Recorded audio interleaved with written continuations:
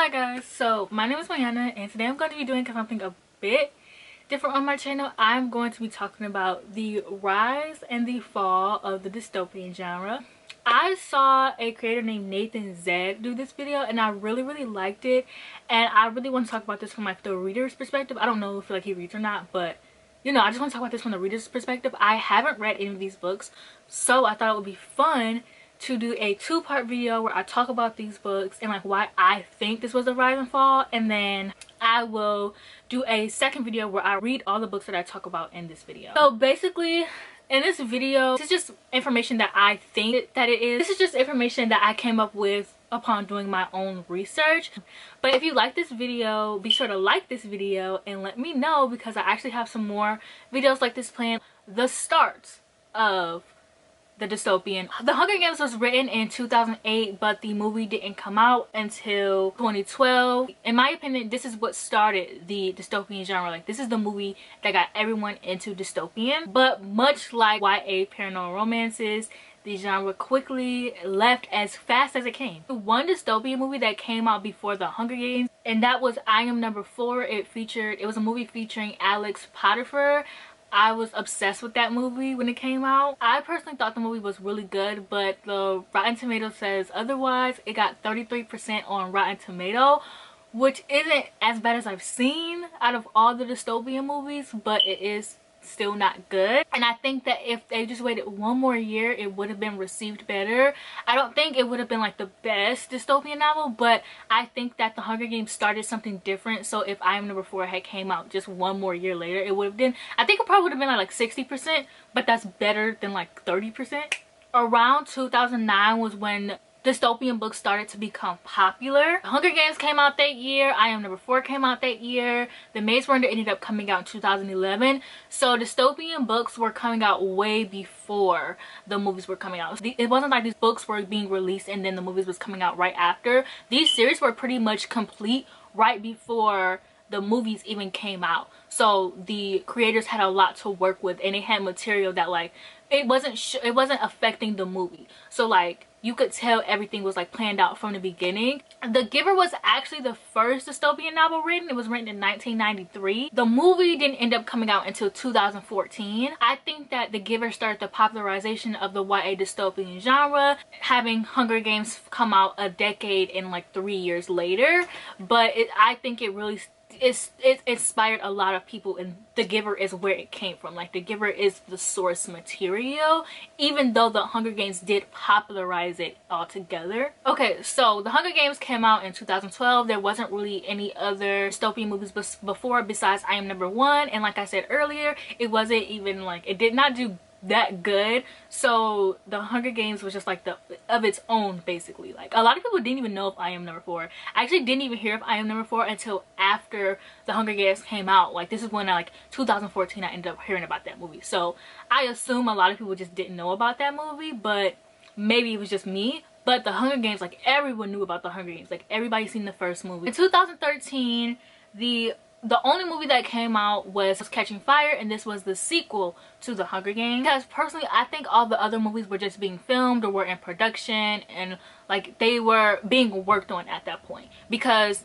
the Hunger Games had 2 years of just being like of its own, and then the other movies started coming out. I said that Catching Fire was the only movie that came out, but Ender's Game also came out that year. I wasn't really looking for dystopian until 2014, so maybe that just could have been me. Ender's Game got 62%, which was pretty good. I don't know how people were seeing it, because I don't really remember like if people were really excited, if people were really talking about it or not. But it got 62%, so that's still pretty good. The rise of dystopian. So in 2014 is when all the other movies started coming out. So you get The Maze Runner, you get The Giver, you get Divergent Ending, you also get Mockingjay Part 1. I think this is kind of what started the decline of the YA dystopian genre, because these were 4 movies that were coming out in 1 year. 4 YA dystopian movies. Harry Potter kind of started the trend of like movies having part 1 and part 2, but I think it's the only movie that like made sense,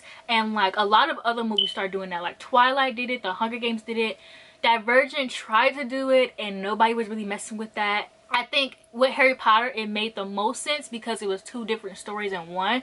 Part one being where they go and they're finding and destroying the Horcruxes, and part two being the Battle of Hogwarts. It literally feels like I remember reading Harry Potter Deathly Hallows and it felt like two different books in one. So I think that was a good reason to split the movie up. To be honest, I think the only reason why, and I think even with Twilight, it made sense because the first movie was her marrying Edward, them having their relationship, them getting pregnant, and then the second part is like her finding out she was pregnant and all like the other drama that happened in that movie. I really don't remember. I haven't seen Twilight in like forever. So I even think that like Twilight makes sense as being a two-part movie. I think that the only reason why people like directors and producers and stuff were giving part one and part two to movies was just because of money.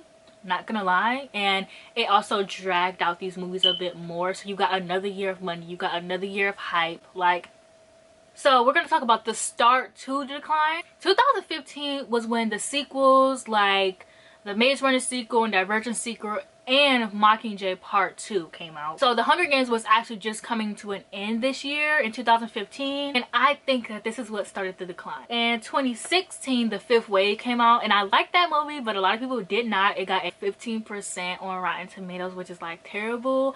But I literally remember like when the movie came out, me being like, why are they releasing a whole new dystopian? I think like the only thing kept it going was the fact that I loved The Maze Runner. Like, it was such a great movie, so that's literally what kept me like excited for it. I like Divergent. I love Divergent. I watched the Divergent movie over and over and over again, but when the second movie came out, I was not feeling it. Like, I did not like it. So I was like, okay, well, I'm done with this series. So I was really only watching The Maze Runner. So I watched both Maze Runner movies and I only watched one Divergent. And so here we're going to talk about the decline of the dystopian genre. I think the decline came from oversaturation of all these movies that came out in 1 year. So I think it came from all those saturations in 2014. The Maze Runner had came out in September. The Giver had came out in August. Divergent came out in March. And then Mockingjay Part 1 came out in November. So that means 4 months of the year there was no YA dystopian movies in the theater, which also means that 7 months of the year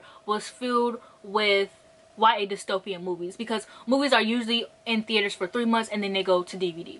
So that means that you could go to the theater in March. You can go from like March, April, May and watch like, and probably watch Divergent, and then you were free for like 2 months, so June, July, and then August was when The Giver came out, which I thought The Giver movie was really good. I was obsessed with The Giver in middle school. It was like the first book I had ever read that like I personally like really enjoyed. I remember being like the first book in school I had ever enjoyed reading.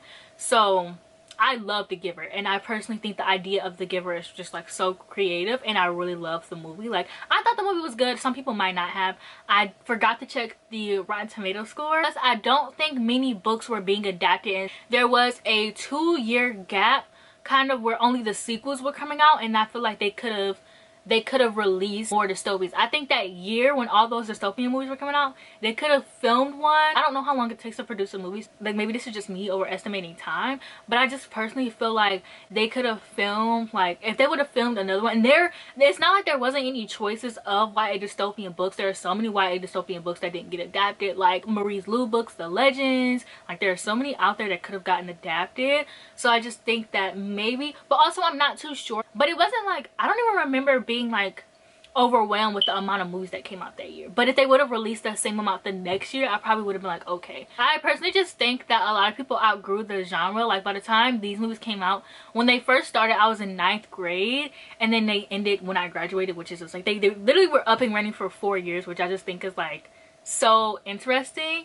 So I personally just think that a lot of people just kind of grew out of them and they kind of grew older. But also I think that once the Hunger Games ended, nobody really cared anymore because everyone was so obsessed with that, and they were watching other movies to like keep their Hunger Games fix. But like, I think once it ended, people were just like, okay. I just think that is really interesting that like I never seen the last Maze Runner movie. They never even tried to make part 2 of Divergent. They were gonna make it like a TV movie, and Shailene Woodley said no. So, you know, I don't remember if there were more Giver books. I didn't do that research beforehand, but if there were, they didn't do any more Giver movies. But I think that standalone dystopians is so much smarter. Like, I watched Divergent on its own. That movie was great to me. I think that also they didn't all need to be trilogies. Okay, so now we get to the attempted revival. So in 2018 there were two YA dystopian movies that were released. It was the final Maze Runner movie, which I am so glad they didn't split that up into two parts. It was so smart because they already had pushed this movie back. I never seen the last movie. I feel like if I watched them all through, like, and watched them all together, I personally would think they were amazing. But I just, at the time, I was just over dystopian when it came out. And then they also released The Darkest Minds, which I literally remember in 2018 looking at the trailer and I was like, nobody's gonna go watch this. Like, nobody, like 2 years later, like maybe if it was released in 2016, because I feel like the fifth wave had a chance of doing big. They just didn't adapt it very well. I also think that the rise and the fall of the YA dystopian genre literally just stems from them not adapting these that well. When the Darkest Minds movies came out, I was just sitting here like, okay, like this is over with now. Like nobody's really looking for YA dystopians. And they had even casted, I did think it was funny that they casted Amandla because they played Rue in the Hunger Games, and then they got their own dystopian, which I just thought was like a bit ironic. But I never cared enough to go see the movie. Like, I'm sure the movie was good. I never watched it. I never read the book. But they definitely tried to revive the genre with that movie, and it missed its mark. Like, I think that it should have been promoted a lot better. I think that it should have came out 2 years earlier. Like, if it would have came out in 2016 when the fifth wave came out, it probably would have had a chance. But obviously, I'm not too sure. So, The Darkest Minds got 15% on Rotten Tomatoes. So, I didn't look up the percentage of the popular movies, like The Maze Runner and Divergent and The Hunger Games, because they're popular movies. So, I just figured, like, they would have high scores. Divergent I am skeptical of. I only watched Divergent because the guy who played 4, I forgot his name, he was hot. But the movie, like, the movie's plot was just very, out of all of the YA dystopian book adapting into movies, I think that Divergent was the dumbest one, because the idea of the Hunger Games and them each district being based off like money and stuff like that, that makes sense. Or even think the Maze Runner, where it's just like they take these boys and they put them in this camp and they don't do anything, and then here comes Thomas and he's not really he's like the chosen one, but like even like more into that makes more sense. Or even The Giver, like even The Giver makes more sense. Like The Giver and Divergent are kind of similar, but obviously The Giver did it better because they had like people being sent off into one specific job when they turned 18, and they had everyone sent off to a particular job. But I just think that with Divergent, it was like, it wasn't that good of an idea. I even think like the fifth wave was a good idea, especially because this dystopian was like a world coming to an end and like their world falling apart and everyone being, so if you've seen it happen, that's why I like the movie, because you got to see it happen. And then I never read or seen The Darkest Mind, so I can't speak on that. But yeah, that is it for this video. If you want to see my video talking about YA paranormal romance books like Twilight and the Vampire Academies and all of those, like the rise and fall of that genre, I would definitely love to, because I love it. And then I can probably do the same thing where I read the books, which I've already read Twilight, and I've actually already read the Vampire Academy. So if I can find some other ones, like there's like Fallen, and then there's like the whole alien thing. I think that one is a bit more broader because it's not just vampires or werewolves. Like they have vampires, werewolves, fairies, aliens, angels, you know, it had it all. So I think that one will be like so much fun, and I hope that you had even more fun watching this video. And remember, if you like this video, to like this video, comment any emoji you want, and I'll see you guys in the next one.